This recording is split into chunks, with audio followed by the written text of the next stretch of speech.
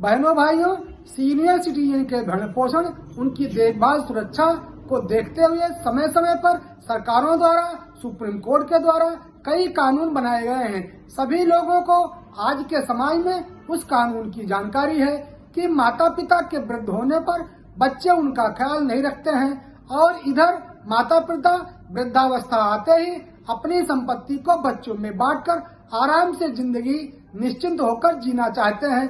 अपने जीते जी जो उनकी प्रॉपर्टी रहती है, उस प्रॉपर्टी को बच्चों को सौंपने का उनका उद्देश्य ये रहता है कि हमारे न रहने पर प्रॉपर्टी को लेकर किसी भी बच्चों में विवाद न हो।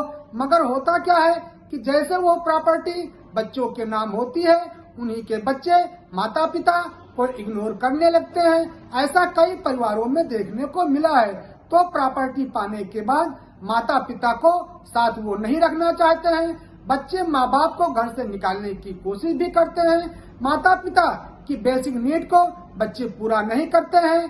तो ऐसे में अब सभी वरिष्ठ नागरिक जो हमारे मार्गदर्शक के रूप में हम सभी के प्रेरणा स्रोत हैं, उनको भी ये ध्यान रखना चाहिए कि सीनियर सिटीजन 2007 के तहत उनको भी अपने बच्चों से भरण पोषण पाने का अधिकार प्राप्त है।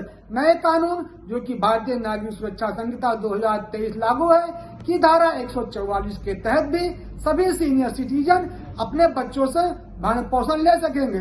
वहीं पर सीनियर सिटीजन को प्रॉपर्टी ट्रांसफर करते समय भी ये सावधान रहने की आवश्यकता है कि अब जब भी वो किसी भी परिस्थिति में अपने बच्चों को प्रॉपर्टी ट्रांसफर करने जाते हैं तो ट्रांसफर डीड में कंडीशन अवश्य मेंशन करें कि यदि भविष्य में मेरे बच्चे जिसको मैं की प्रॉपर्टी ट्रांसफर कर रहा हूँ, यदि मेरी बेसिक नीड की पूर्ति नहीं करते हैं तो मैं अपनी इस प्रॉपर्टी को वापस लेने का अधिकार अपने पास सुरक्षित रखता हूँ। आज कुछ इस तरीके से तब तो कुछ हद तक अंतिम समय की जिंदगी खुशहाल हो पाएगी, वरना आप सभी बुद्धिमान जन हैं, आपका सर्वाधिकार सुरक्षित है।